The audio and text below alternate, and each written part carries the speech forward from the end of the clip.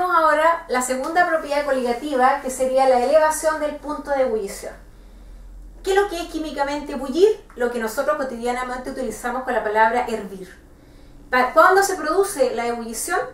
Ya hemos visto que la evaporación se produce en un líquido cuando comienza ese líquido a exponerse a temperaturas en la cual las moléculas gaseosas comienzan a salir desde el recipiente hacia el exterior, desde la superficie. Cuando comienza a seguir aumentando la temperatura en este recipiente donde tengo un líquido, comienzan a producirse burbujas gaseosas. Estas burbujas gaseosas, también como son gases, tienden a salir hacia la superficie y ahí estamos diciendo que el líquido está hirviendo. Todos los líquidos hierven a distintas temperaturas. ¿Y de qué depende? Depende de la presión atmosférica y de la presión interna de este líquido que está en el recipiente donde está. Como depende de la presión atmosférica, analicemos el agua, que es el solvente universal y es el que más vamos a utilizar. A nivel del mar, la presión atmosférica es alta, por lo tanto, si es alta necesita mayor energía calórica para producir estas burbujas y producir la ebullición del líquido. A nivel del mar, el agua hierve a 100 grados Celsius, que es una constante.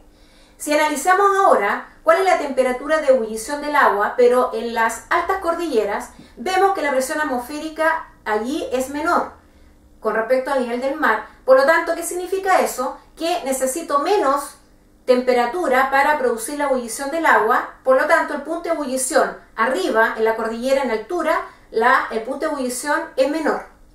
¿Qué significa eso? Que la temperatura de ebullición cuando el líquido hierve depende, en este caso, del soluto, que es no volátil, y depende también de la temperatura aplicada. ¿Qué es lo que va a ocurrir dentro de un solvente puro y dentro de una solución? Sabemos que el solvente puro es solamente, en este caso analicemos el agua, solamente agua. Ella va a hervir a nivel del mar a 100 grados Celsius. Por lo tanto, ahí no hay ninguna interferencia. Acordarse que el solvente puro no tiene ninguna interferencia a nivel molecular para que sus moléculas gaseosas comiencen a absorber esta temperatura y se pueden transformar del líquido a gas. Pero ¿qué pasa en un soluto? Cuando tenemos un soluto no volátil que está formando una solución, el soluto es una pesadilla siempre para el solvente, siempre va a interferir para que el solvente, en este caso, salga hacia el exterior como gas. Entonces, para producir un aumento en la temperatura de ebullición de una solución, como tengo un soluto que no se evapora, necesito mayor temperatura. ¿Qué podemos concluir entonces? Que la temperatura de ebullición de una solución va a ser mayor que la temperatura de ebullición de un solvente puro.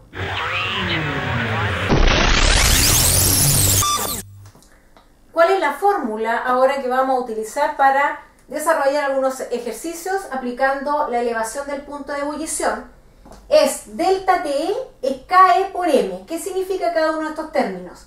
Delta T es la elevación del punto de ebullición, KE es una constante llamada ebulloscópica y M es molalidad.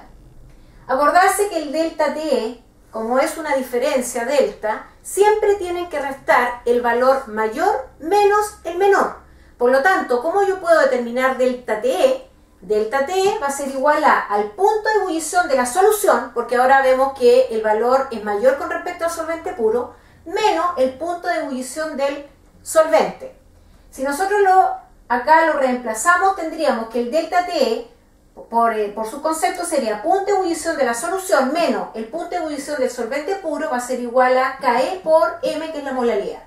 KE es un valor experimental que se determina, es un valor constante, por eso se llama constante ebulloscópica, y depende de cada uno de los solventes. Por lo tanto, si en una solución tengo distintos solventes, cada uno de ellos tiene un valor distinto en su constante ebulloscópica.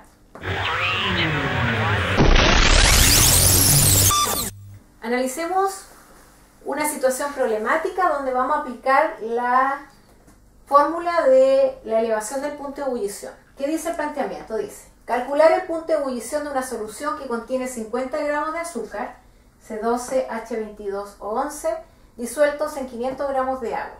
La constante ebulloscópica del agua, que es una constante, vale 0,52 grados Celsius partido molal, y el punto de ebullición del agua es 100 grados Celsius. En algunas situaciones problemáticas puede que el punto de ebullición del agua no se los den, pero siempre el análisis de estas situaciones problemáticas a nivel del mar, por lo tanto, ustedes tendrían que saber que el punto de ebullición del agua vale 100. Vamos viendo los datos. Calcular punto de ebullición de... Entonces, punto de ebullición de la solución es nuestra incógnita, que contiene los gramos de soluto, en este caso son 50, disuelto en 500 gramos de agua, los gramos de solvente son 500 gramos. La constante ebullioscópica vale 0,52.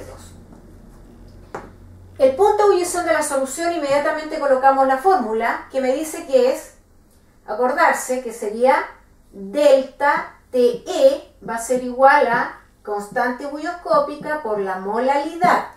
Pero el delta TE sabemos que es el punto de ebullición de la solución menos el punto de ebullición del solvente, va a ser igual a la constante por la molaridad. El punto de ebullición de la solución, que es lo que estoy calculando, va a ser igual a KE por la molaridad, como está restando el punto de ebullición del solvente con respecto a la solución, pasa sumando, más punto de ebullición del solvente. Veamos qué falta para empezar a determinar esos cálculos. La constante es una constante que está dada, la molaridad veo que en nuestros datos no está, y el punto de ebullición del solvente sabemos que es 100, que es una constante. Por lo tanto, ¿qué empezamos a hacer inmediatamente? A calcular la molaridad. Y yo sé que la molaridad son los moles de soluto disueltos en 1 kilogramo de solvente. Veamos si tenemos los moles de soluto. No tenemos los moles de soluto, por lo tanto recurrimos a la otra fórmula que me dice que son los gramos de soluto dividido por la masa molar del soluto. Vemos si tenemos los datos. Los gramos de soluto son 50 gramos dividido por la masa molar del azúcar, que no tenemos, pero lo podemos determinar. Acordarse que para sacar la masa molar recurrimos a las masas atómicas que están dadas en la tabla periódica. Desglosamos en sus átomos. Carbono en la fórmula hay 12 átomos, hidrógenos hay 22 y oxígeno hay 11. Lo multiplicamos por su masa atómica, carbono 12, la del hidrógeno 1 y la del oxígeno es 16. 12 por 12 es 144, 22 por 1 es 22 y 16 por 11 son 176. Sumando el total de esto me da 342 gramos partido por mol. Este dato masa molar lo reemplazamos acá, 342 gramos por mol.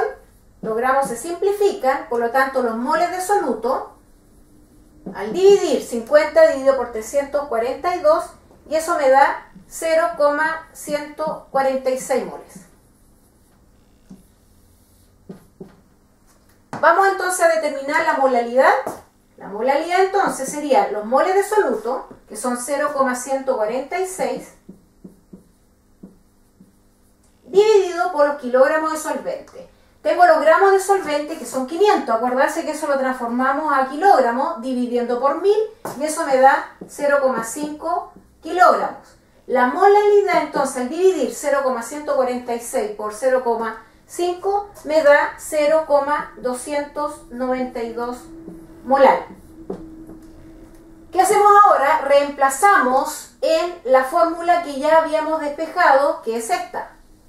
Entonces, tendríamos que el punto de ebullición de la solución va a ser igual a KE, que está dada, constante, 0,52 grados Celsius partido molar, por la molaridad, que es 0,292 molar, más el punto de ebullición del solvente, que en este caso el agua, vale 100 grados Celsius. Por lo tanto, las molaridades se me simplifican y me quedan los grados Celsius. Entonces, el punto de ebullición de la solución va a ser la multiplicación entre 0,52 por 0,292 y a eso le sumo los 100 grados en este caso y el valor total sería 100,15 grados Celsius.